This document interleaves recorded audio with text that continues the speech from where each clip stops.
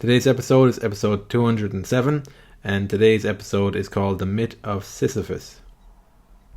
So today's episode is on The Myth of Sisyphus by Albert Camus. I'm just going to talk around some points that I have taken from the book, some things I found interesting to think about, some things that he articulated that made sense of some things that I were trying to figure out, and I'll just dive into it.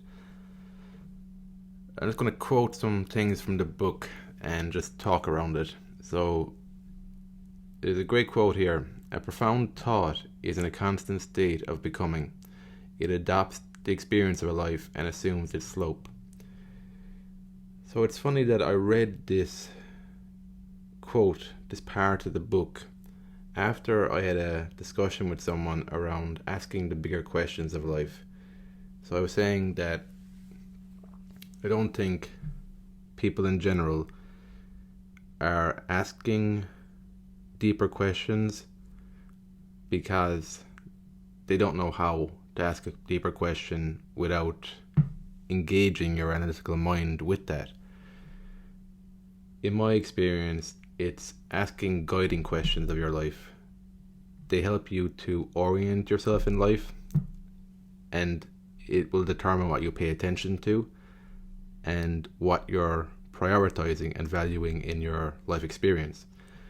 So when I read this quote then in the book from Albert Camus, that articulated what I was trying to get at in a very succinct way, because I was finding it difficult to explain it, because it's a difficult thing to explain. I guess you're trying to explain how to ask an open-ended question to yourself. That's what you're trying to explain. So I was really impressed with how Albert Camus, he described that here, about asking bigger questions, deeper questions of life. Another thing that he went on to describe was the artist, and again, it was something that I think about, is what's the difference between a philosopher and an artist.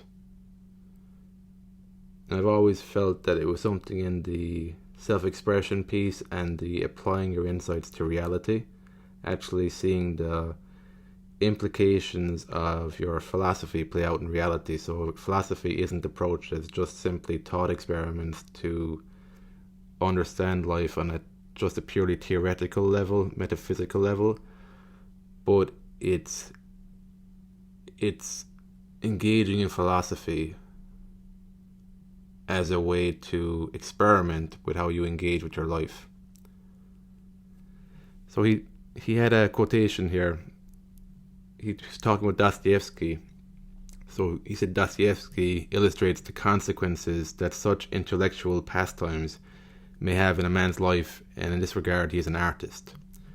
So he was talking about that distinction between a philosopher and an artist, and he was saying how in certain writers' books, like Dostoevsky's books, he is looking at the consequences of intellectual pastimes, was just engaging in this more philosophical thought, this more intellectual pursuit of understanding life. So he was dealing with the consequences through his characters. He was laying out the implications of philosophy. So another point that Camus talked about in this book centers around what is thinking. So thinking is not unifying or making the appearance familiar under the guise of a great principle. Thinking is learning all over again how to see, directing one's consciousness, making of every image a privileged place. So that's an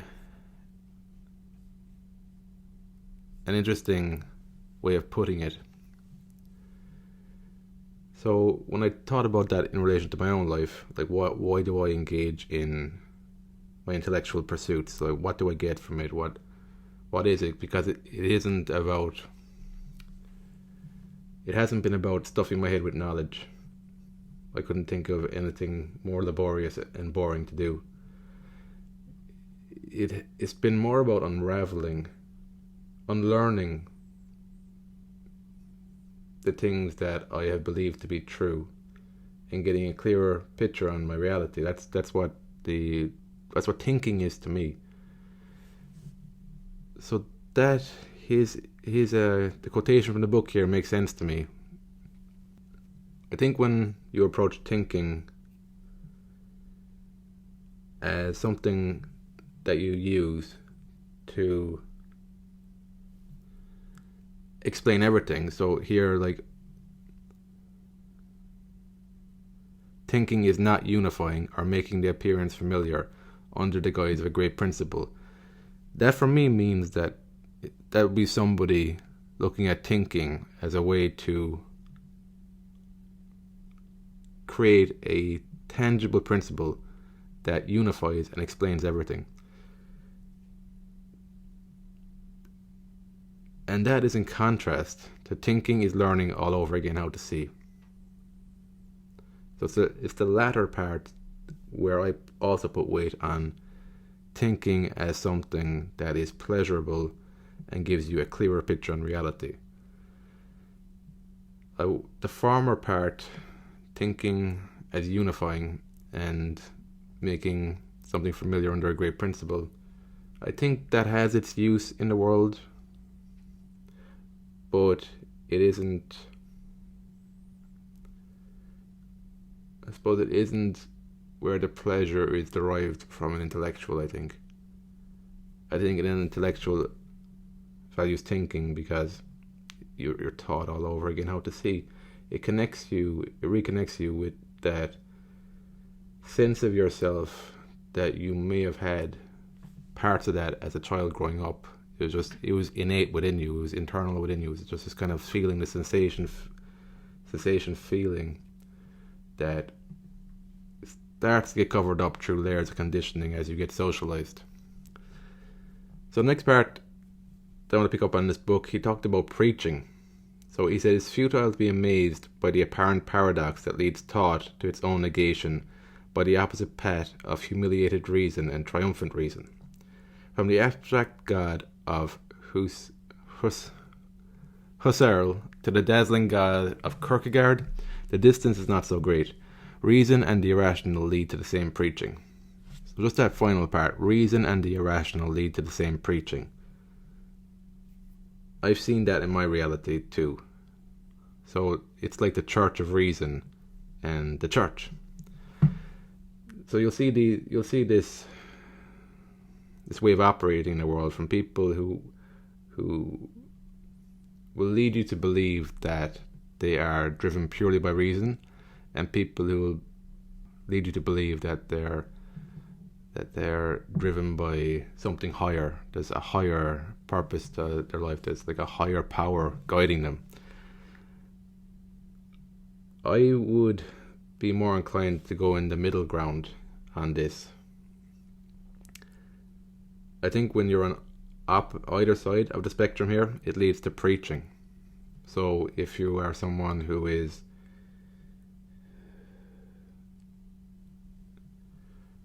into alternative ways of being, and only alternative ways of being, then it gives you a tendency to preach that way of life is the best way of life.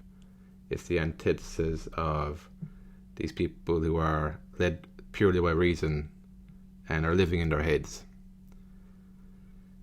Whereas if you're on the other end of the spectrum with reason, where you're completely against anything that isn't provable by principles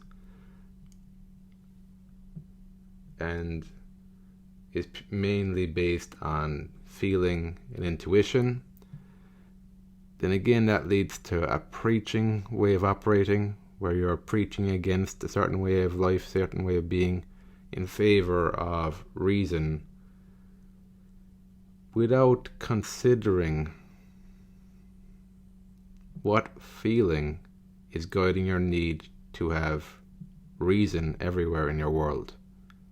Because that can be connected to the desire for living in a known world, even if aspects of that are illusory. So that's the preaching he talked about there, which I think was well explained. Again, it's something that I've noticed and something I wanted to describe in some way, and for reading this book, I felt he did a good description of that. Then on another part of this book, he goes on to talk about deeper meanings. So he said, like great works, deep feelings always mean more than they are conscious of saying. So that there is part of the joy of doing deep work. So there's layers of meaning to what you're doing that you might not necessarily know they're coming from you. So it can be the case where you do something today, and in a few months' time, a few years' time, you read it back, and you see something in that you hadn't seen before. So that's the joy of doing deep work, is that it feels like there's a part of you that's also doing it that you're unaware of, and you're learning as you're going along yourself. So it gives you the buy-in to want to do it, even if there is no outside acknowledgement for what you're doing. That's the internal motivation that gets you to do it. The other thing that I like about what I do is that I work with Davey. So there's an extra layer of that happening, where in his artwork, there's layers of meaning in his artwork that I'm not aware of. And there's possibly layers of meaning in his artwork that he's not aware of. So it's duplicating the meaning I feel there. So again, that all gives a buy-in to create deep work for the sake of creating deep work. And the next part I'm going to talk about consciousness, and it connects to the deep work also. So the problem with us in the Western world today is that we've got environments set up that are not conducive to deep work. They're set up in a way that's the antithesis of deep work. So social media, for example. One of the main goals of social media is to distract us, to gain our attention at all costs.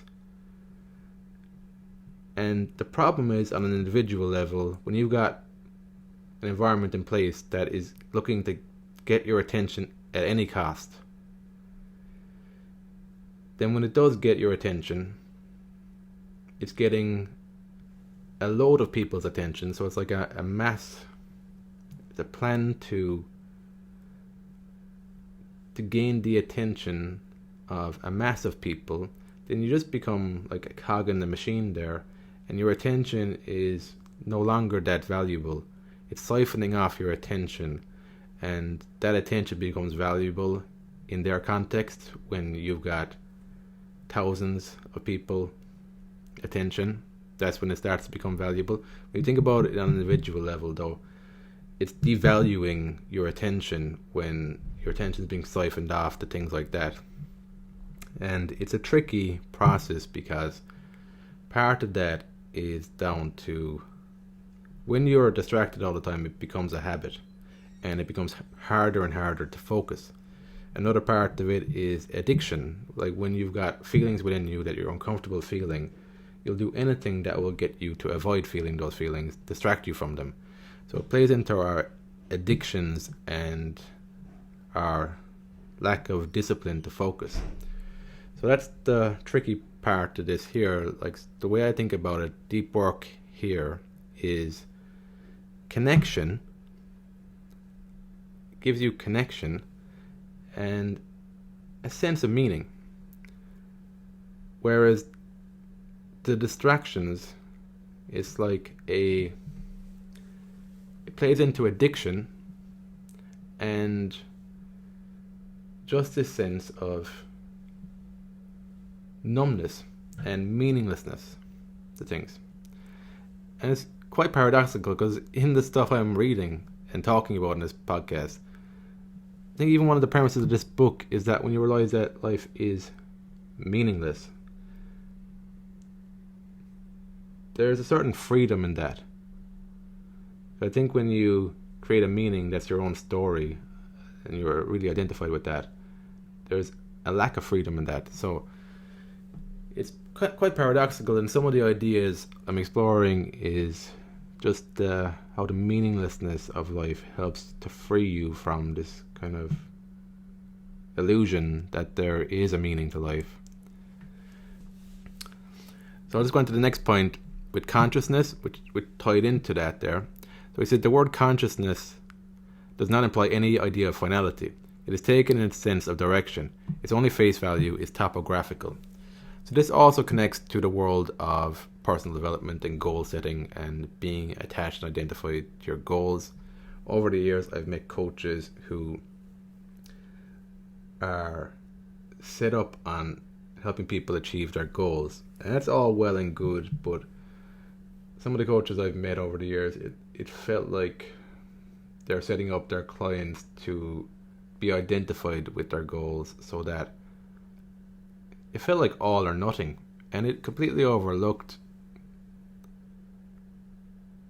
our nature as conscious beings, or the nature of consciousness, that there is no final destination for me as a conscious being. It's like it's an unfolding day after day, and it's, as a human being, then it's finding the balance between living in the world practically but still having an awareness of your nature of consciousness, instead of being lost in illusion that there's some sort of destination to your life, there's some sort of milestones you'll hit that will make you happier than you could be right now. So it's looking more at the transitory nature of feelings when you're not bottling them up and you're willing to feel for the sake of feeling, and just looking at the nature of life. It's like a series of moments, series of days connected. There's nothing more to it than that until you start thinking about it and making a life of it. So it's finding the middle ground there between being a human being in the world and also realizing you're still just this consciousness that's impossible to define. So I like that definition of consciousness. It got me to think about that, and I think at some part of the book he talked about,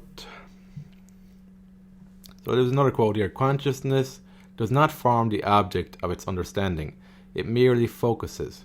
It is the art of attention. To borrow a Bergsonian image, it resembles the projector that suddenly focuses on an image. The difference is that there is no scenario, but a successive and incoherent illustration. In that magic lantern, all pictures are privileged. Consciousness suspends an experience, the objects of its attention. So again, this plays back to the power is in the attention of consciousness. And as conscious beings, we get to choose where we're focusing our attention. I think we get to choose that more often, the more we're willing to feel what's going on for us, break free of some of our addictive thinking, which will help us to realize that the power is in our nature and that our attention is valuable. And our life is going to be made up of the things we choose, the people we choose to focus on over time. That's a way of looking at that there. Rather than looking at the outside world and what everybody else is doing and guessing what will make us happy based off of that. It's doing the opposite way around and just noticing your nature as a projector rather than what's being projected and going with that, seeing where that leads you rather than looking at what's projected on the screen and trying to determine your life based off of that. So then the last thing I want to talk about is hope. So he said a line here: being deprived of hope is not despairing. And I liked how he mentioned that, because over the years I've felt my sense of hope change. So it's changed from, I used to believe in stories about the future being better than it is right now, until I started to realize that that's just bringing me out of reality. It's making me believe in a future that isn't real, and living in the hope that I will be in that future one day. So I've been realizing that I don't want to live like that. It doesn't feel great when I'm postponing my enjoyment of life. I'd much rather live in the present and feel whatever's coming up for me right now and appreciate the present, because that's all I have. That doesn't mean that I can't live practically as a human being and still plan for the future, but I can plan in the sense that there's a space between my plans and who I am right now. So I can more easily recognize that the plans are plans. They're not a reality that's real right now. The only reality that's real is the reality I'm living in right now, and that will change. That will only change moment to moment over time, a series of moments. It's hard, like intellectually you can't talk to yourself like this. That's why it's not a story. It's recognizing reality, and it ties back to Camus' point on thinking. Thinking is learning to see again. It's not learning to invent better stories about your reality. It's learning to see and to feel. So when I say see there, it's kind of feel, sense. So when you sense things, I think oftentimes it's a synonym for seeing things. So that's the main things I wanted to cover today. Albert Camus was a French philosopher and writer. A journalist, I think, as well. I think he was awarded the Nobel Prize in Literature in 1957 at the age of 44. So he's originally from Algeria. He died in France in 1960. He's got a number of books. I'd recommend giving them a read. And the last thing I want to talk about, I'm just going to leave you with a paragraph from the story of the Myth of Sisyphus. Camus' interpretation of the story towards the end of the book. And I think at the very end he talks about Kafka's work. He must have been a fan of Franz Kafka. So I'm just going to leave you with this last paragraph. So, I leave Sisyphus at the foot of the mountain. One always finds one's burden again. But Sisyphus teaches the higher fidelity that negates the gods and raises rocks. He too concludes that all is well. This universe henceforth, without a master, seems to him neither sterile or futile. Each atom of that stone, each mineral flake of that night-filled mountain, in itself forms a world. The struggle itself towards the heights is enough to fill a man's heart. One must imagine Sisyphus happy.